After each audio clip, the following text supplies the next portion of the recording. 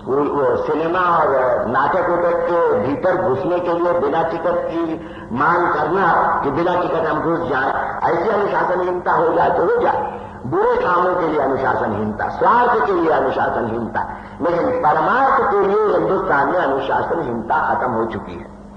परमार्थ के लिए अनुशासनहीनता, कोई बुनियादी तब्दीली लाने के लिए, कानून बदलने के लिए, तरीका बदलने के लिए, समाज के संगठन को बदलने के लिए, जो बुरी चीज है उससे लड़ने के लिए विद्यार्थियों और नौजवानों की अनुशासनहीनता कहां है?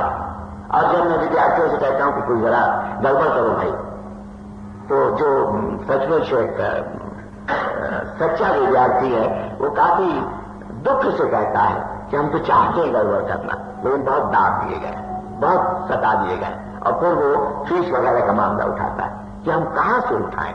दिन रात हम और हमारे माता पिता तो फीस वाले चक्कर में खत्म हो जाते हैं, बल्कि सब कुछ उससे नतीजा निकालना चाहिए कि फीस के चक्कर से अगर हटना चाहते हो, चक्कर को खत्म करना चाहते हो, तो फिर दूसरे चक्कर में आओ, अनुशासनहीन बनो, कायदा कानून तोड़ो, दलदल मचाओ, समाज की व्यवस्था को खराब करो।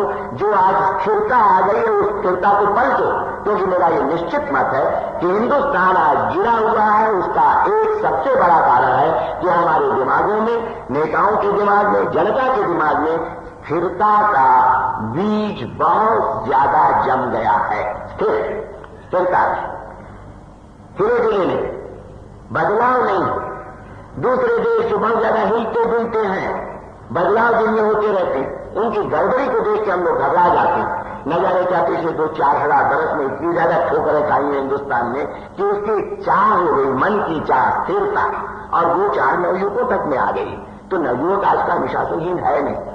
अनुशासनहीन होता तो मजा आता ना। अगर मान लो अनुशासनहीन होता तो जितनी मैंने ये चीजें बताई हैं, सीमा की सुरक्षा, हिंदुस्तान की भाषा, जाति प्रथा, इन सब चीजों को लेकर के सारे मुल्क में एक विचित्र गड़बड़ की अवस्था पैदा हो जाती। चारों तरफ मतलब बिल्कुल शाब्दिक आग नहीं लगी होती, लेकिन मन की आग लग गई होती।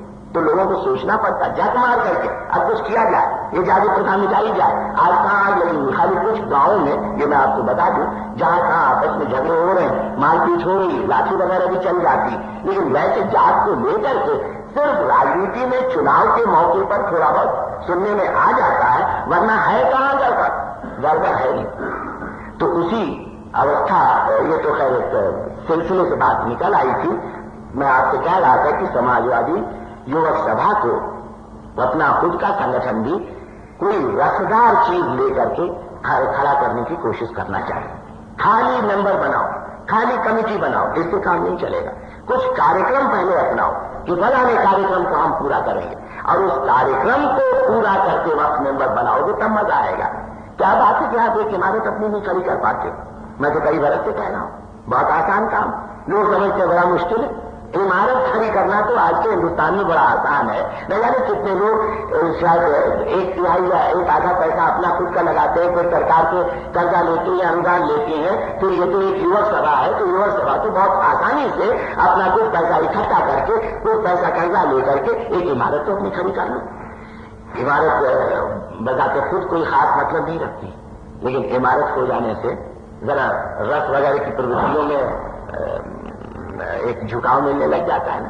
खाली एक केंद्र की नहीं, सूबों में फिर आपकी इच्छा हो, फिर उठने बैठने मिलने जुलने की एक जगह हो जाए, बहुत संभव है। कई जगह तो लोग इतने नीरस हो गए हैं, आज के भारतीय जीवन में इतनी नीरसता आ गई है कि अगर कोई एक जगह पर शाम के वक्त इकट्ठा होकर के दिल की, दिमाग की, शरीर की कुछ रसमय प्रवृत्तियों को लोग खोल सके तो वहां वो इकट्ठा होने लग जाएंगे।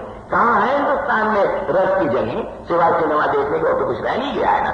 तो उसके मुकाबले में या उसके जैसा कोई जोड़ तोड़ का दिमागी वातावरण कायम करो। जैसे ये नाटक वगैरह करना है, रामलीला करना है, फुहर से फुहर रामलीला, फुहर से फुहर गुर्र कथा में लोग हजारों लाखों की तादाद में इकट्ठा हो जाते हैं। क्यों नहीं आप कर सकते हो? हाँ, एक चीज याद रखना, खुद भी उसमें शिरकत होनी चाहिए। खाली देखने के लिए नहीं चले गए, खुद उसमें हो। कोई दरी बिछा रहा है, कोई खेल कर रहा है, कोई किसी का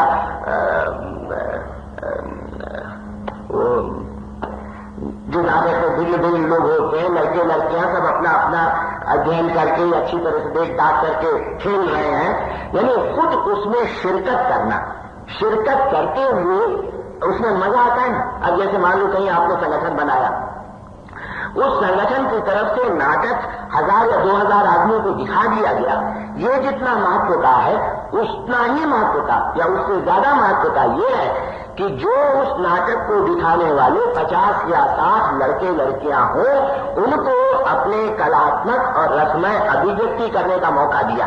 वो लोग आए, मंच पर आए, उनके अंदर जो चीज है उसको उन्होंने बताया।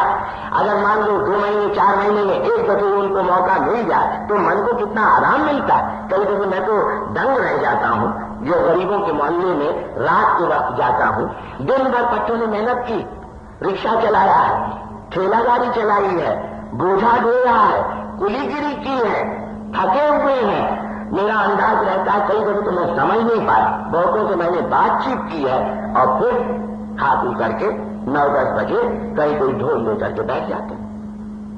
और कहां से ताकत आ जाती है, क्या चिल्लाहट, क्या मजा, एक के ऊपर दूसरा जो ताल दे रहा है और जो धुन के साथ चल रहा है, 2-2, 4-4 घंटे ऐसा मालूम होता है कि उनके शरीर में न जाने कहा कि एक विलक्षण ताकत आ गई, क्योंकि उनको रस मिलता है। दिन भर की कुलीगिरी करने के बाद रात को 2-2, 3-3 घंटे की वो ताकत मिलती कहां से, उसी रस से मिलती है ना। तो एक चीज आखिर में मैं आपसे ही कह देता हूं कि अपने कार्यक्रम बनाओ, रचनाएं कार्यक्रम बनाओ, लोगों को दिलचस्पी दिलाओ, तब ये दिन रात का रोना है कि हमारे आदमी नहीं, हमारे पैसा नहीं, ये खत्म होगा, उसके पहले नहीं। और असली चीज है न्याय सभाएं जहां कहीं भी आप कायम कर सकते हो, पूरी ताकत और तादाद में करो। बस अब इतनी बात मुझे आपसे कहना था और कुछ अच्छी तरह से फैसला कर आके जाना। इसकी चिंता मत करना कि कितने लोग आए कितने नहीं आए, ये सब तो 50 तरह के जमाने निकलते रहते हैं। मैं आपको बस एक किस्सा सुनाई देता हूं फिर से। 1934 का वक्त है, शायद 1934, 26 जनवरी था। 60 लाख आदमियों का नगर, खैर इस वक्त 60 लाख नहीं थे, उस वक्त 30 लाख रहे होंगे, 30-40 लाख। आजादी का जुलूस निकालने वाले नहीं लोग, अंग्रेज ने कुचल रखा था। जो ज्यादा उम्र लेता था जेल में थे, बाकी सब दुबके हुए थे, डरे हुए थे, क्या करें। फिर 26 जनवरी को उस 30-40 लाख के नगर में, मुझे इस वक्त ठीक याद नहीं है, या तो हम लोग 27 आदमी थे या 33 आदमी थे, 27 आदमियों का जुलूस निकला था। लेकिन तब उम्र कम थी, शर्म नहीं लगती थी, इतने बड़े शहर में 27 आदमियों का जुलूस निकल रहा। और हमने से एक आदमी था, हरसुंदर चक्रवर्ती, वो तो ऐसा नारा लगाता था, वंदे मातरम जब वो कहता था तो पता चलता था कोई 5000 की पलटन आ रही। अगर कोई नहीं देख ले आंखों से, खाली कान से सुने, तो गूंज उठता था सारा। और खैर जो हम लोग 27 आदमी तो उनको इसकी चिंता नहीं थी कितने हैं, घूमे अपना शहर में 2-4 घंटे और 26 जनवरी को मनाया। मैं समझता हूं उस जुलूस का काफी शहर के जीवन में स्थान भी रहा। लोगों के बुझे हुए मनों को फिर से, दिलों को फिर से एक सहारा मिला और